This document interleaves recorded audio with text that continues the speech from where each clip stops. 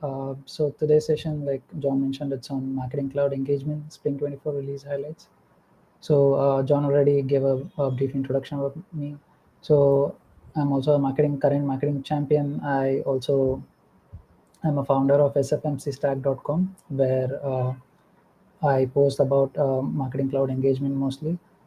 You can surely check the website out. And I also do post actively on my LinkedIn page called SFMC Stack, where we currently have more than 3,000 plus Trailblazers. And these are my social handles. Feel free to reach out if you have any questions or want to discuss anything in general. Okay, for today's agenda, I'll be covering some of the features and updates that are part of the Spring 24 release with respect to Automation Studio, Contact Builder, Journey Builder, Cloud Pages, FTP, and if we have some more time towards the end, I'll also cover some other important features and updates, and then we'll open up the floor for some Q&A. Now, due to time constraint, I won't be able to cover everything in this session, but I'll focus on those features and updates which you might most frequently come across or in your day-to-day activities. Okay, so starting with Automation Studio updates, the first update that we have is Automation Summary Enhancement. So within an automation, if you go to the summary tab, uh, you will see that there's a new section called last pause by and last pause. So this is where you can actually see which user paused the automation. Now you cannot check the history of all the users who have paused the automation from the start day of the automation. So you can only check the history of last user who paused it. Say for example, if user one pauses the automation today, and tomorrow if user two pauses it, then next week if someone is reviewing this automation, they will only be able to see the details of user two, not user one. So this is how this functionality works, but it's a pretty useful update where you can monitor your automations and see who actually caused it. So this is the first update regarding automation. The second update that we have is configuring blank file imports. Now let me switch to Marketing Cloud and show you what this new functionality is. So this is my Marketing Cloud account. If I switch to Automation Studio, now towards the left, you see that we have an import activity. So this activity is when we want to import the data into Marketing Cloud. So that is when we use this. Now, if I, let's say, create a new import definition, say demo, and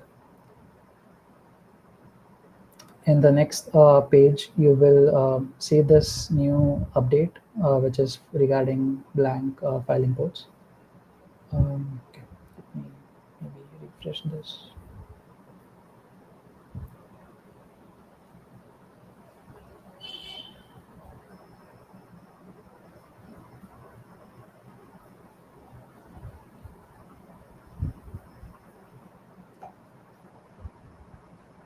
Yeah.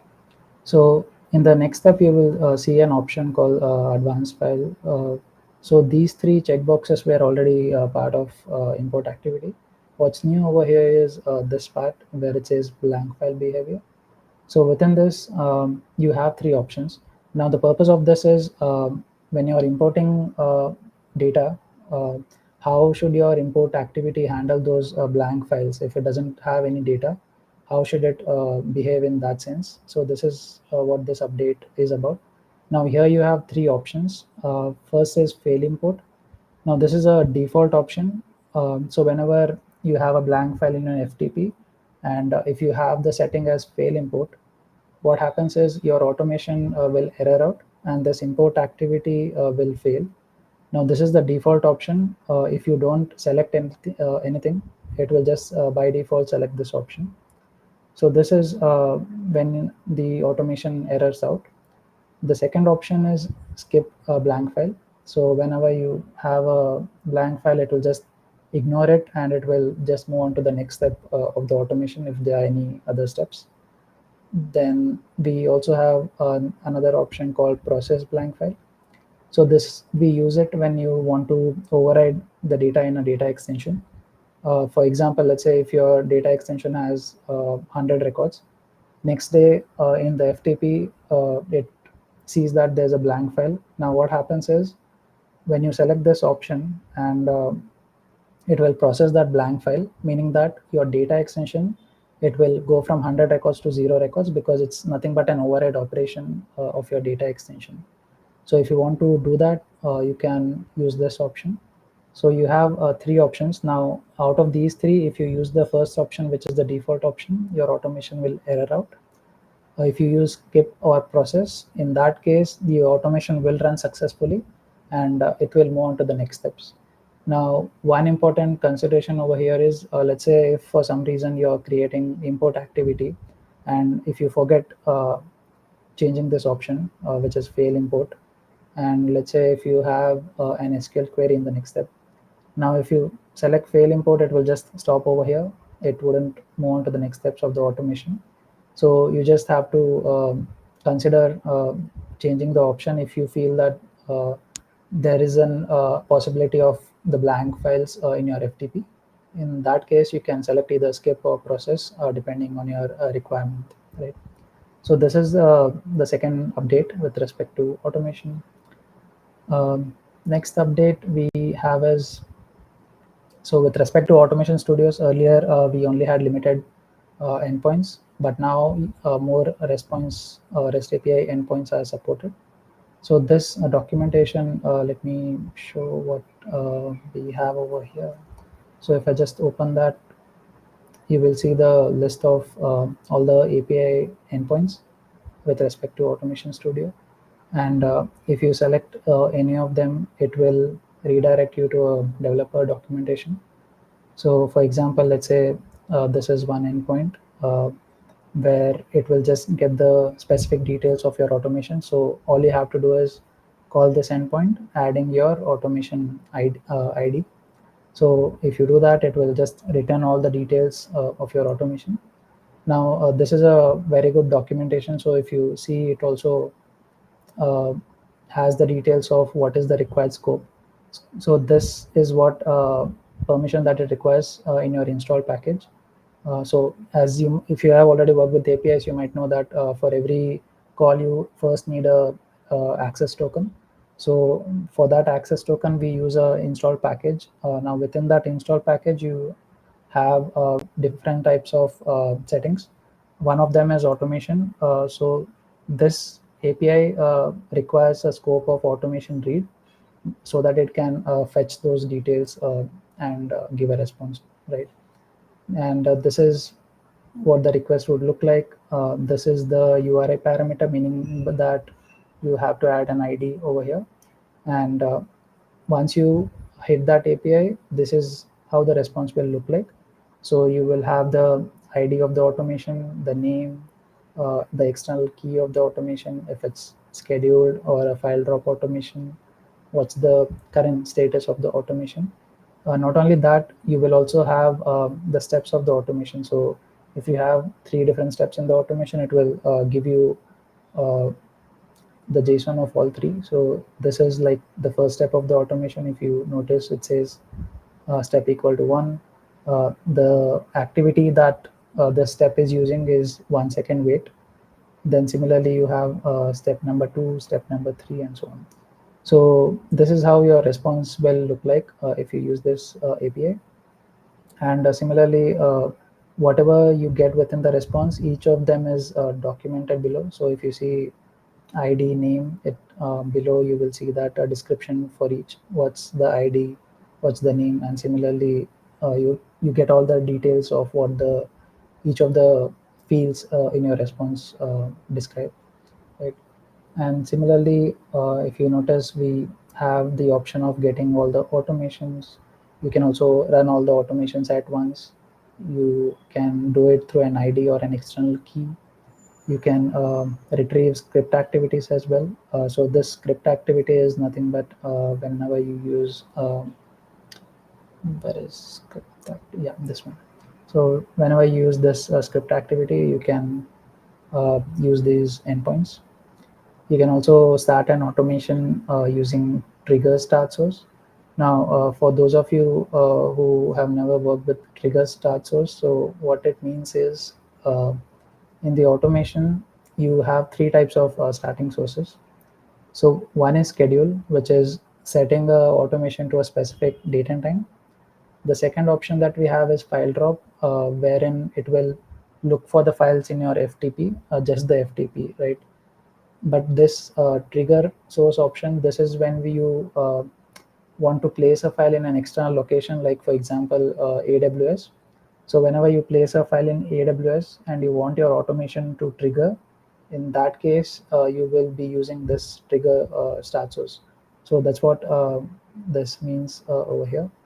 So you can start an automation using this API. Similarly, you can also check the status of trigger API, which is nothing but your trigger automations. And finally, you have file transfer activities. So you can create a file transfer, you can uh, start, you can delete, update. So you have various endpoints for each of them. Currently, not all the activities that you see over here are supported, but slowly they are adding it as part of the documentation. But yeah, these are all the endpoints that are currently supported for the automation studio. Right? Um, so next, we move on to contact builder updates. The first update that we have is data retention policy. Right? So first, explaining what data retention is. So if let's say I create a extension, uh, I just name it demo. Then so here you see it says data retention policy. So currently you have three options. One is you can delete individual rows. One is you can delete all the records and also the data extension itself. And the third is if when you want to delete all the records from the data extension. Now, what this new update is, it's with respect to all records and data extension retention policy. So let's check each one of them, like what it means. So first thing is you cannot apply this retention policy to the existing data extension, which is linked to the contact model. So what this means is, if I go to contact builder, I go to data designer, which is where I have a lot of attribute groups. Now, if I select this one, so I have a data extension which is already linked to my contact model. So if you see, it's linked to my contact model, and this data extension is called test underscore DE1, right? So now if I try applying this retention policy to this DE, it throws an error. So let me just quickly go to data extensions and showcase this. So this is my data extension test DE1. Now currently I have the retention as individual records, right? Now I'll try changing this to all records and data extensions, and I will see if it lets me update it.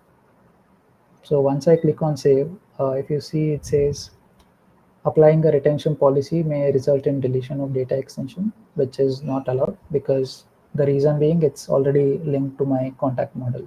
So that's why it doesn't let me add the new retention policy. So if you see, it still says individual records. So for all the existing data extensions, you cannot add the retention policy. So this is what point one means over here.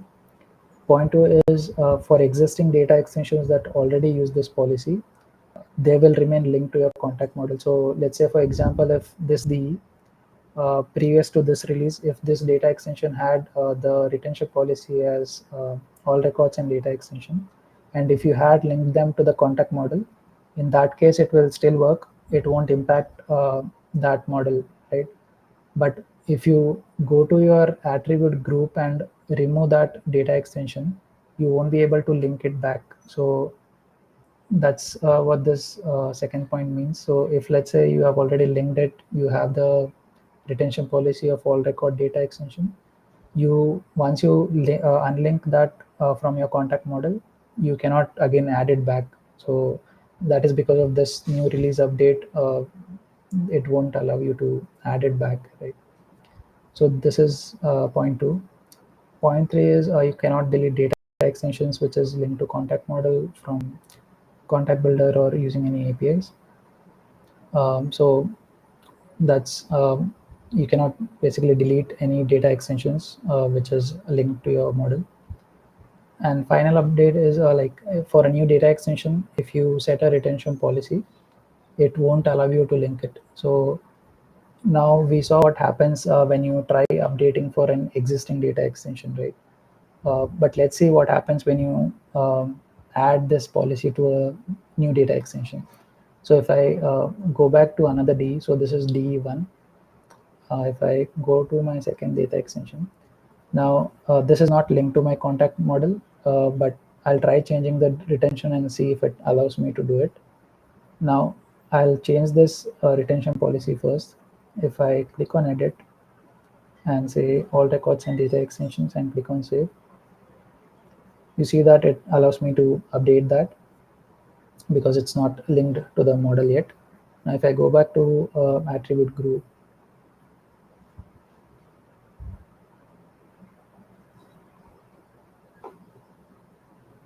so I'll try linking the new data extension.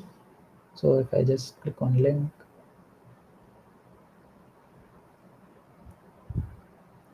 I'll just go to my data extension.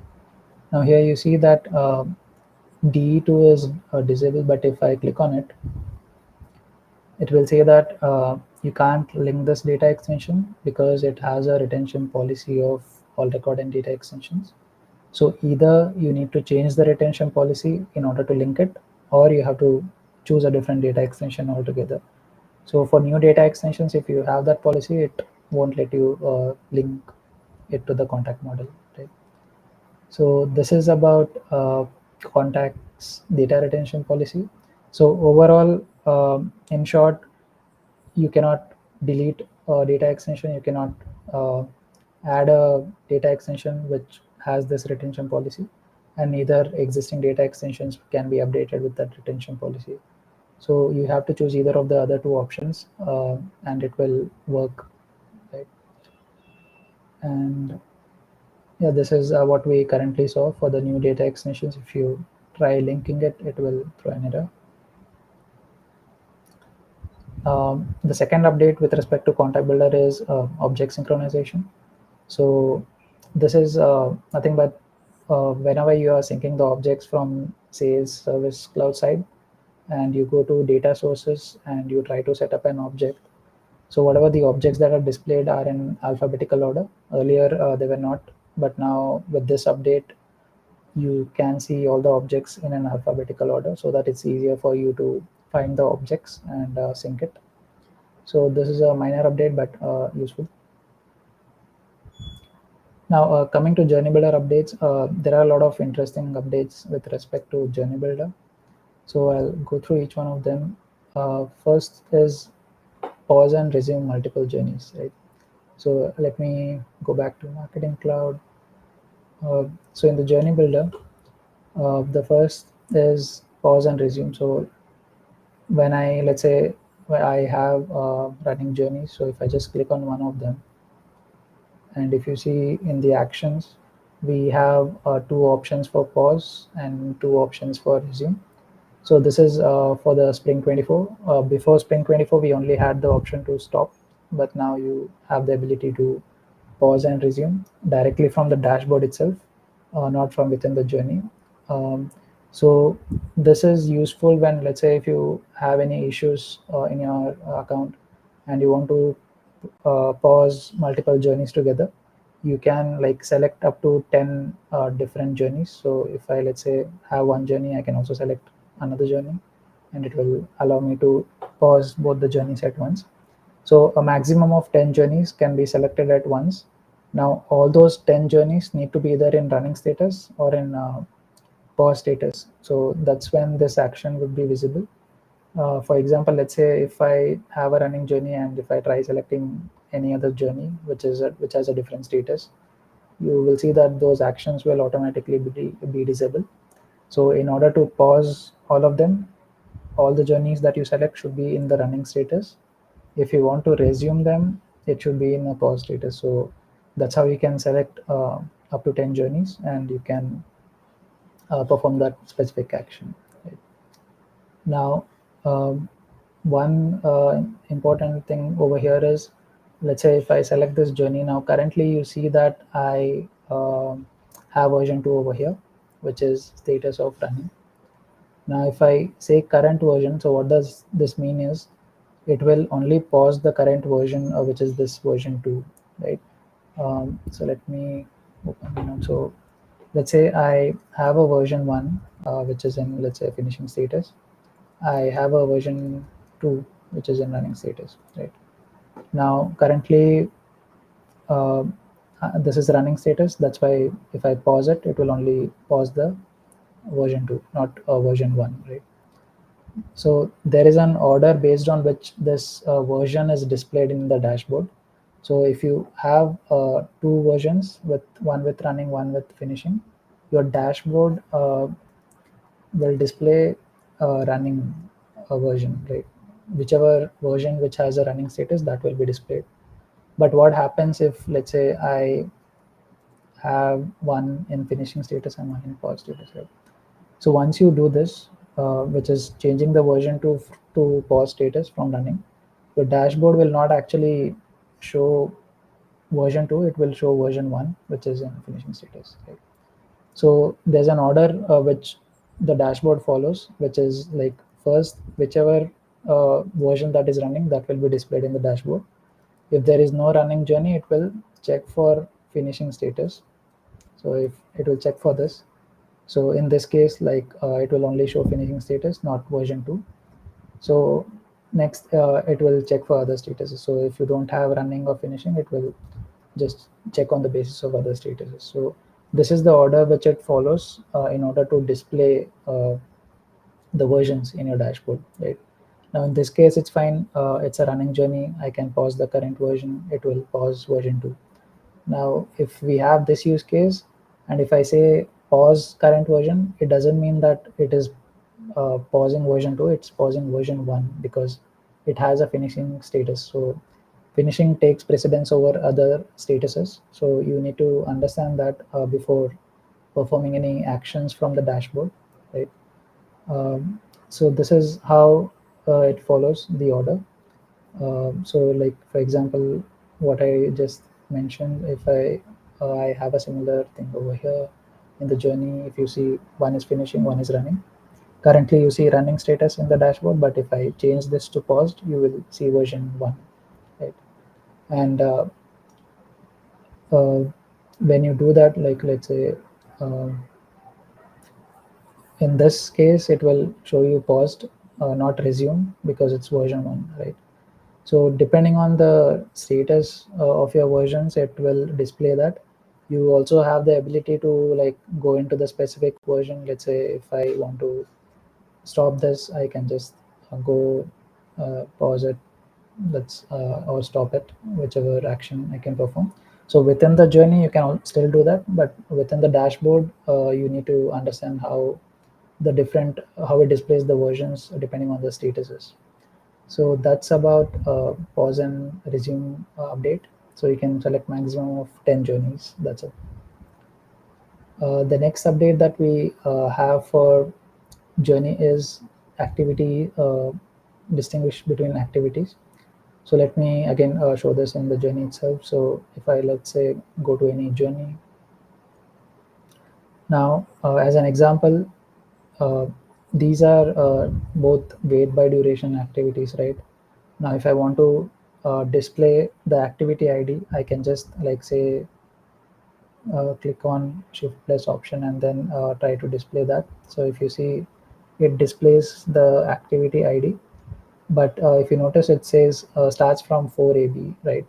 And similarly, if I try doing that over here, it says it starts with 255. So although it's the same activity, but the IDs are different, right? So not only these activities, any other activities, so even if they are same activities, you will have a different activity ID. So what I can do now, right, is, let's say if I want to check on the basis of this activity ID, I can just copy that. Now you see that one contact is already in this 1 minute period. So what I can do is, I can go to history D. I'll just change this to 30 days. I'll select the journey which I just showed. So I'll just say apply. Now if I just search for that, you see that it's a wait activity and which has the activity ID of this. So this is helpful when you are troubleshooting any issues or you want to find some details about a specific activity. The new update, which is part of Spring 24, is that now you can find the activity IDs in your history dashboards. So this is if you hover over this icon, you will see that it will say that you need to press Shift plus Alt, which is on Windows, and a Shift plus Option in your Mac. And you can just click the activity within the journey. It will display the ID. You can just copy and search it over here. It will show you that activity ID. Right? So this is so like I mentioned, this is how you do on Windows and on Mac, and you can just verify those activity IDs. So this is the second update with respect to Journey Builder. The third update is tracking URL interactions in engagement split activity. So engagement split activities are basically we use it to monitor our email messages, right? Wherein you can check if opens of your emails, clicks, and bounces. So this specific Spring 24 release update is with respect to engagement activity, only for this clicks, right? So let me show this in Marketing Cloud. Uh, if I go to journeys,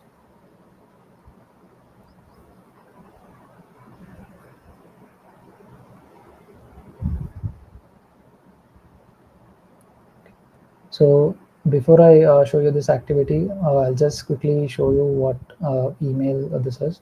So in Content Builder, I have a basic email. So if you see this, now this email has two links. One is this link. So if you see towards the left side bottom, you have a link over here, speedo.com/buy. And there's one more link which is present over here for updating the preferences, which is this. So it's basically a cloud page. Let me show you that as well.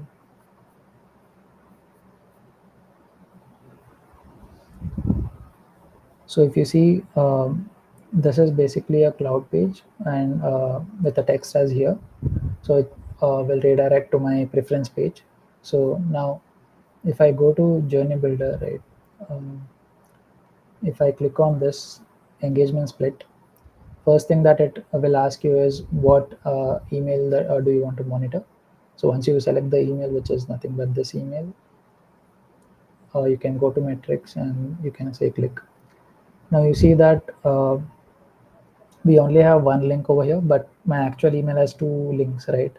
So earlier the problem was Marketing Cloud, it just used to pull in the links from your emails, which were directly coded in that href tag, right?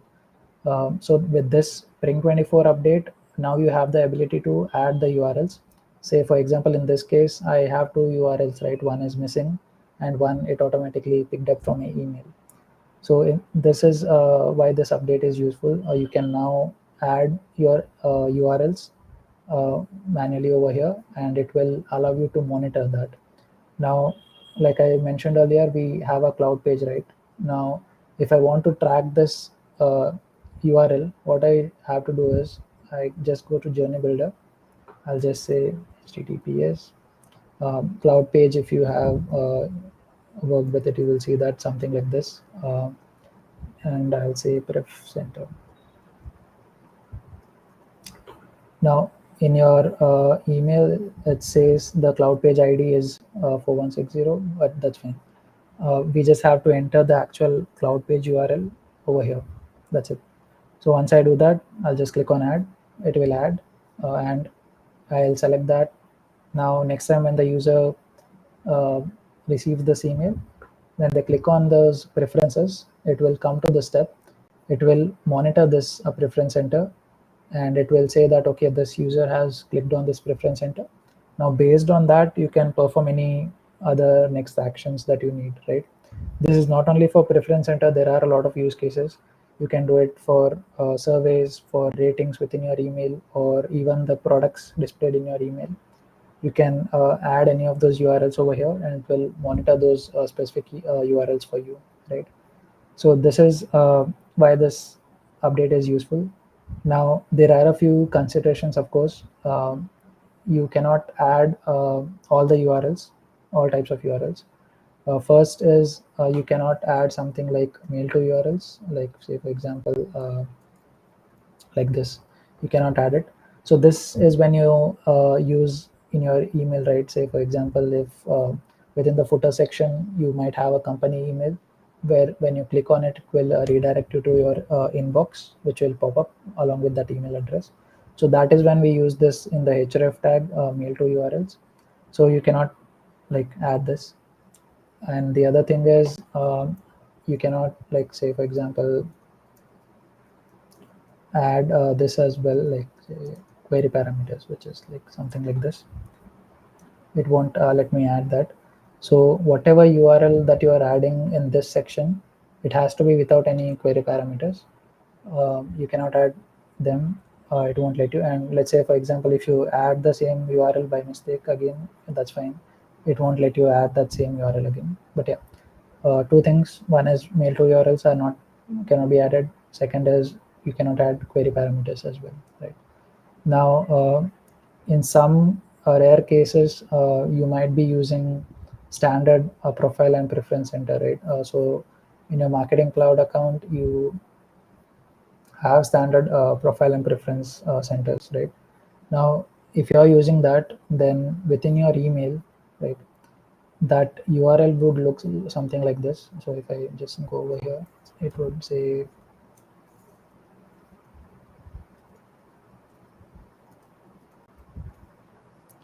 so if you're using standard profile center, it will, your URL within the email will look like this.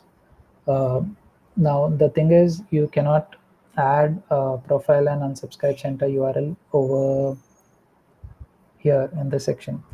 It will let you add it, but it won't let, it doesn't monitor that URL. So if I add something like, I think it will look like this, your profile center URL, right? Um, click.limo.com slash. So your profile center URLs look like this, the standard ones.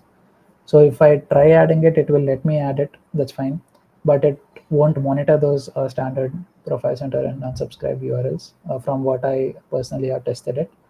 So that is one more consideration which you need to take care of. But yeah, this is how this feature works. Now it doesn't mean that although the documentation says you can enter any URL, it doesn't mean that you can enter any other emails URL.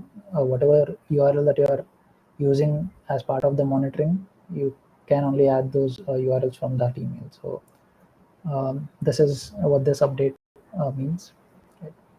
Um, Next, you have sending large volume of emails with high throughput. So this is when you want to send your emails faster, like two times or more faster. This option you can use it. Now within the journey builder, if I go to settings, here you will see that option now, which is enable high throughput. So this is a good option to use when you have large volume of emails or want to increase the throughput of your email sends. But one thing that you need to understand is there are a lot of implications of using this feature. Now we'll go through each one of them in detail and see what this feature is about. So first consideration is after you activate this feature in the journey, right? It cannot be deactivated. Now, as per the documentation, it says that the entire journey cannot be deactivated, but it's actually from version to version. Like for example, let's say if I have version 1 where I can enable HTS, then I can create version 2 where I can also disable HTS. So it's actually not specific to journey, it's specific to journey version. Um, so you can activate or deactivate on the from each version to another, right? The second point is it doesn't impact commonly used features, like it won't impact data views, email delivery window. So delivery window is nothing but when you configure your emails, right? it will ask if you want to specify delivery window, which is, let's say, I want to send my emails only from 9 to 5. In that case, this delivery window option is used. And then send logs is nothing but capturing the send information. So whenever an email goes out, at the same time it will capture that information in your send logs in real time. So these three features, it won't impact if you use HTS. HTS is nothing but high throughput sending. So these three features are not impacted, which is fine. But now let's take a look at what actually the other features that impacts, right?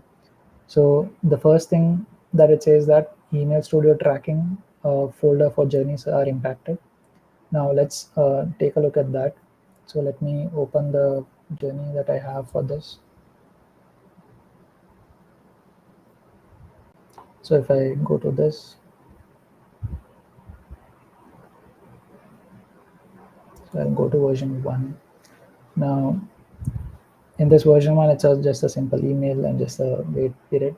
And if I go to settings, you see I have enabled this option for version 1 of my email. So if I enable that and send emails, what happens is I'll go to email studio tracking. So as per the documentation, it says the folders are not created with respect to that journey, right? But actually those folders are created. What's missing within those folders is, if I go to version 1, you see that I do not have any email over here, right? Although I have the send over here, I do not have the tracking for that email over here. So it's not the folders, it's but the tracking, email tracking, that is not that is missing. So when you enable HTS, you cannot see the email tracking over here, right? So that's about point one, right? Now if I, let's say, I have second version, right? In this version I can, like I mentioned, I can disable that. So if you see, I disabled it, and I have sent the email. Now, if the same thing, if I see without HTS enabled, if I go to Email Studio version 2, now you see that it's showing the email tracking. So earlier, like how we used to see the email tracking, it will normally behave in that form, that fashion. So without HTS enabled, you can see the tracking. With HTS enabled, it doesn't display anything. So that's about the first point over here, Email Studio tracking. Now let's see the second point. So it says that email activity error handling.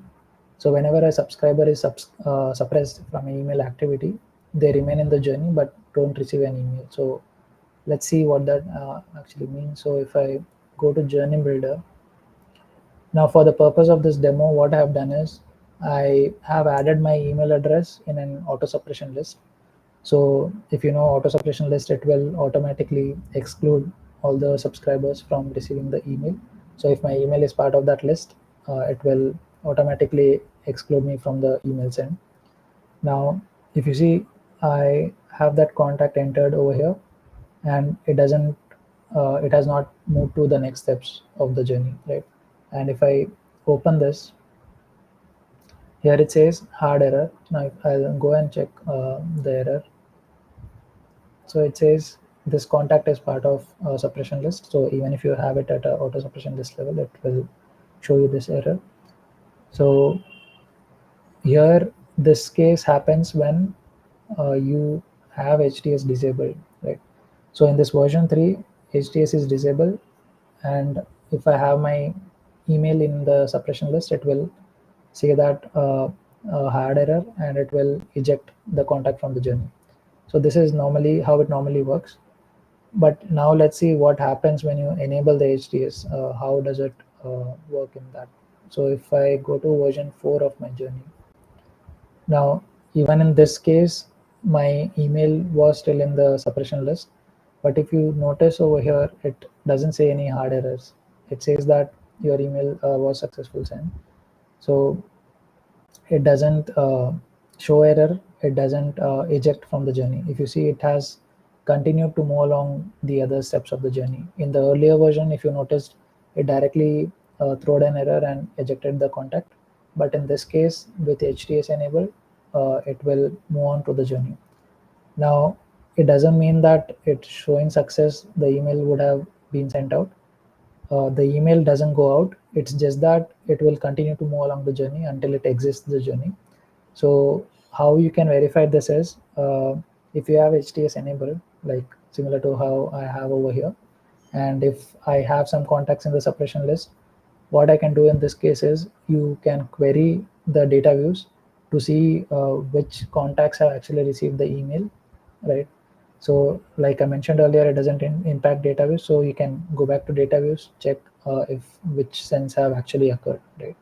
In the journey you wouldn't get to know, because here you might see out of 10 contacts, if two are in suppression list, here it might be showing 10, but in reality only 8 of them have received the email, right? So in that case you have the option of using data views.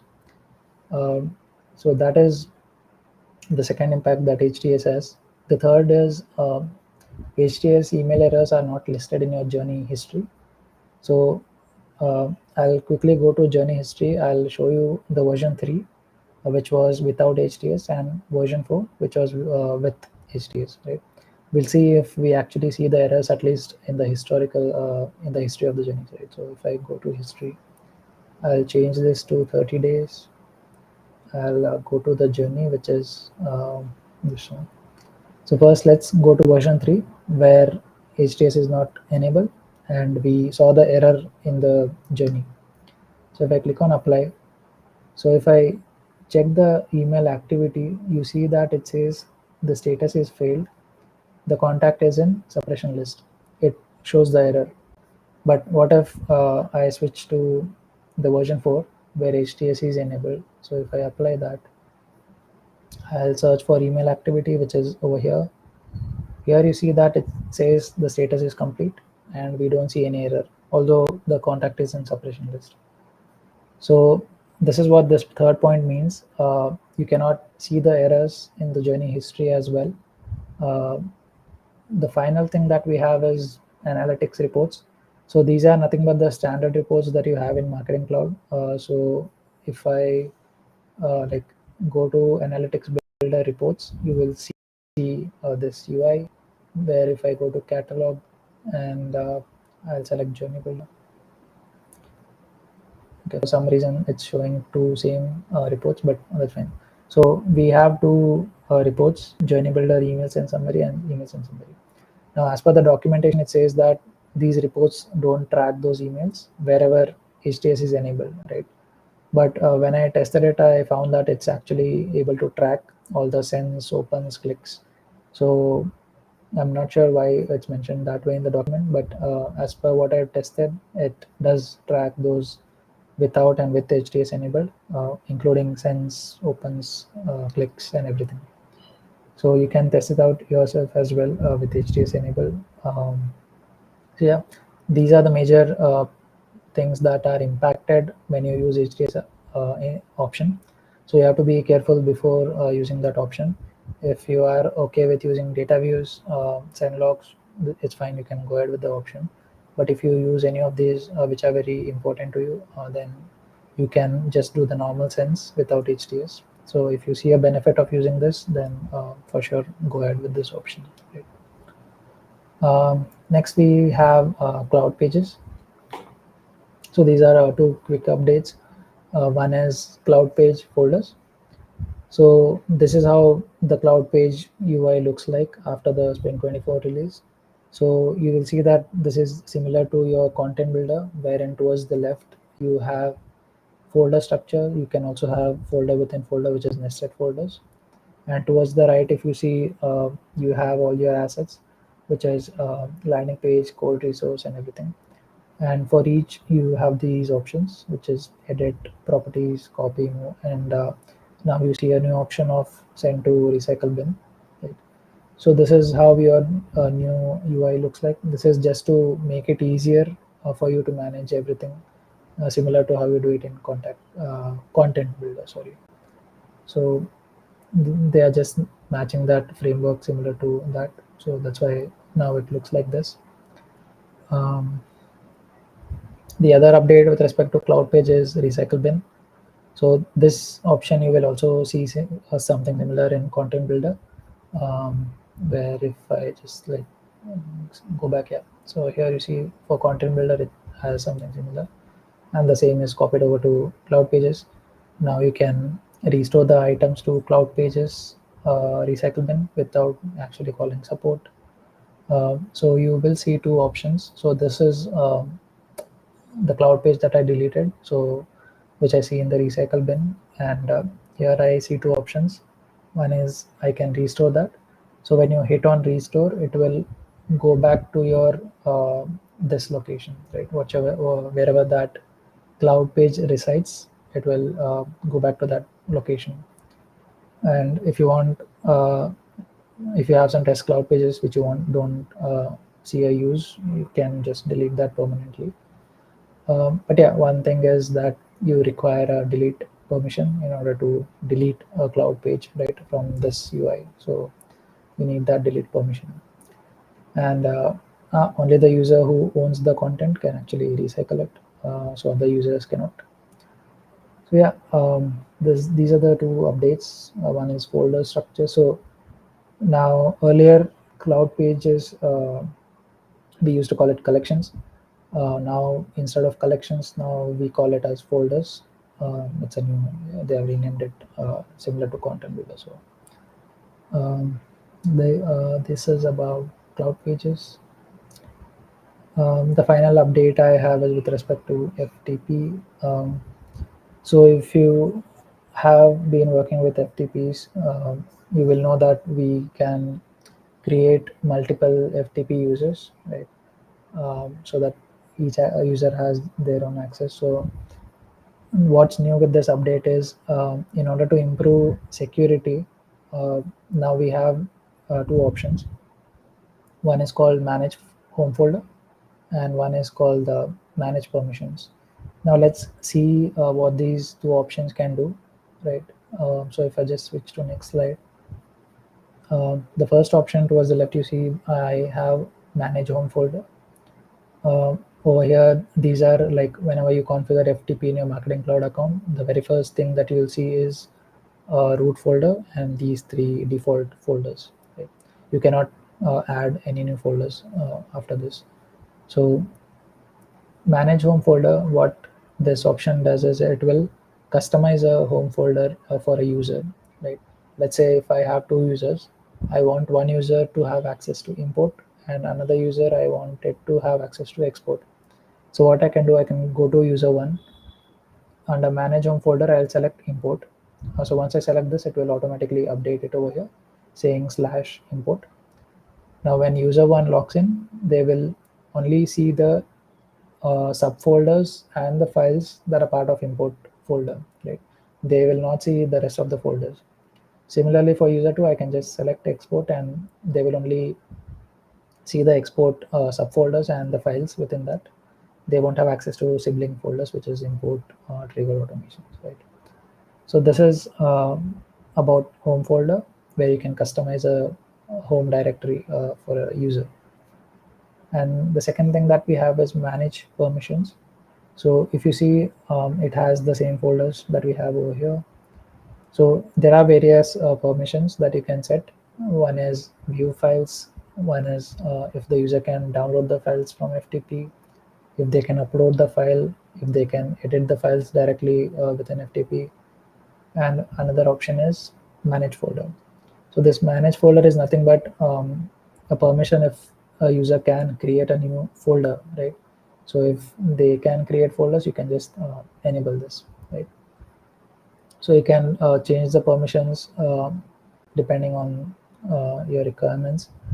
Uh, so applying permissions to the root folder, which is this, will apply it to all immediate subfolders, meaning that whatever permissions you apply to a specific folder, it will apply to its child folders as well. So that is something that you need to be mindful of. Then another thing is here you see an option of view files, right? Um, so let's say, for example, if I disable this option for import, uh, it doesn't mean that I have access to import and I cannot see the files. It means that this entire import folder will be hidden for the user, right? So if I disable this for import, next time when the user logs in, they will only have access to root, export, and trigger automation. So although the name says that it's view files, but it actually hides the entire folder itself, right? The entire import folder. So they will have only access to parent and sibling folder. That's it. So this is option, what that option actually means, right? One use case where you can select a combination of these two settings is, let's say if I want a user to have access to import export, but I don't want them to have access to triggered automations, right? So in this case, like I said earlier, you can only select one folder and it will reflect over here. Now, what if I want to give two folder access and I need to exclude this, right? In this case, what you need to do is you keep the home folder as slash, which is nothing but your root folder. Come to the manage permission setting. Over here, you can just disable this option. That's it. So once you do that, the entire folder of trigger automations will be hidden from that user. So when they log in, they will have access to root, import, export. That's it. So this is where you can actually use a combination of these settings. Um, Depending on which user do you want to have those specific permissions, you can do that. So yeah, rest of the options are um, common ones. Um, okay, I'll just quickly go through these for the next 5 minutes. Summer 24 release. Um so these are the two updates which will be coming into effect from summer 24 release, which is the next release. So first update is that data extension field limitations. Now, in order to improve performance when using sendable data extensions, especially the length of the field that you choose is now limited to 254 characters. So, meaning that you cannot use a field of more than 254 characters. Right now, this doesn't mean that whatever fields that you have in your sendable data extensions all are limited to 254. It's just that the field that you select as a relationship for a subscriber key, only that field has to be less than 254 characters. Right now, in most cases, you will have, let's say, contact or lead ID, right, which is nothing but 18-digit Salesforce ID, or in some cases where I've seen they use email addresses, which is nothing but already by default it's 254 characters. So you cannot use any field uh, as a relationship to subscriber key which is more than 254. So that is what this update means. It's not referring to other fields. Right? The second update that will take place is retrieve Salesforce object function. So in short, this is used to retrieve all the data from Sales Service Cloud object, depending on a certain criteria that you specify. Now, starting with next release, you can only retrieve 1,000 rows, right? Earlier, there was no limit. Like even now, there's no limit. But starting from next release, you will only be able to retrieve 1,000 rows. Um, so again, this is just to improve the performance. The next we have WhatsApp. So intelligence reports, you can have WhatsApp dashboards. I don't have that enabled in the account right now, but you will see four reports which are related to WhatsApp in the intelligence reports. So intelligence reports are nothing but in the analytics reports. If you go to intelligence, that's where you will see these reports for WhatsApp. So this you can use this to monitor, like get insights into your data on the WhatsApp sense. The second update that we have is transferring a WhatsApp conversation. So in the journey builder, there's a new activity which is called, I think, WhatsApp transfer. Yeah, session transfer. So this is new with respect to this release. So what this does is, let's say if I send a WhatsApp message to someone, if they respond, uh, depending on the response, what I can do is I can use this activity. What this activity will do is it will transfer that conversation from a marketing cloud account to a Service Cloud account, to a Service Cloud agent, right? So if you see, it says that it transfers Marketing Cloud to Service Cloud when you use this specific activity. So once it transfers that to Service Cloud, the Service Cloud agent, they can see a UI with that conversation, like what message was sent, what was the response from the user, and they can continue that conversation directly from the Service Cloud itself. Along with that conversation, they will also see data about the contact towards the left, I think. Yeah. So I personally have not tested this feature because it's not correctly enabled. But yeah, this is how it would work. So depending on the user response, you can transfer the session to the Service Cloud agent, and they can continue the conversation. And after the issue is resolved, or if the details are provided, they'll just end the conversation. That's it. So this is an interesting update, especially when Service and Marketing Cloud come together. The next thing is on SMS. So you can shorten SMS links in Mobile Connect and Journey Builder. You can also get your own custom domain for link shortening. This custom domain, I'm not sure if it's a paid feature. I don't see that in a documentation. But yeah, this will let you use your own custom domain. Um, but this custom domain per BU, you can only have one custom domain, so you cannot have multiple custom domains. So in a single BU, you can have only one specific custom domain. Right. Um, the final thing that I have is Process Builder is retiring for Marketing Cloud Connect. So if you are aware of the Salesforce news, Process Builder is being retired. So in order to support the migration of the flows, uh, all the Marketing Cloud related processes, they will automatically be transferred to flows. You don't have to externally do anything. Um, one consideration over here is like, if your account is connected to sales service, and if you use this Salesforce data, which will allow you to select sales and service cloud objects, based on which you can perform the journey paths. So whenever you like, after this update, if you see any issues in your sales service cloud objects, you can reach out to support. They will help you out. But yeah, this update will automatically happen. You don't have to specifically do anything. Everything will automatically be migrated to flows. And yeah, that's the update about that. And rest of it is, I have linked the release notes over here, so you can check the release notes. So you have all the updates over here. So I have not covered everything in the presentation, but yeah, you can check them out over here, right? Um, so yeah, I think that's all that I have for this session. If there are any questions, I can take a look.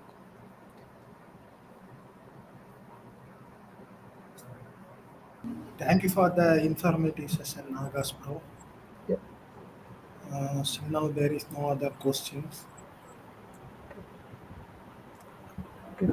Um,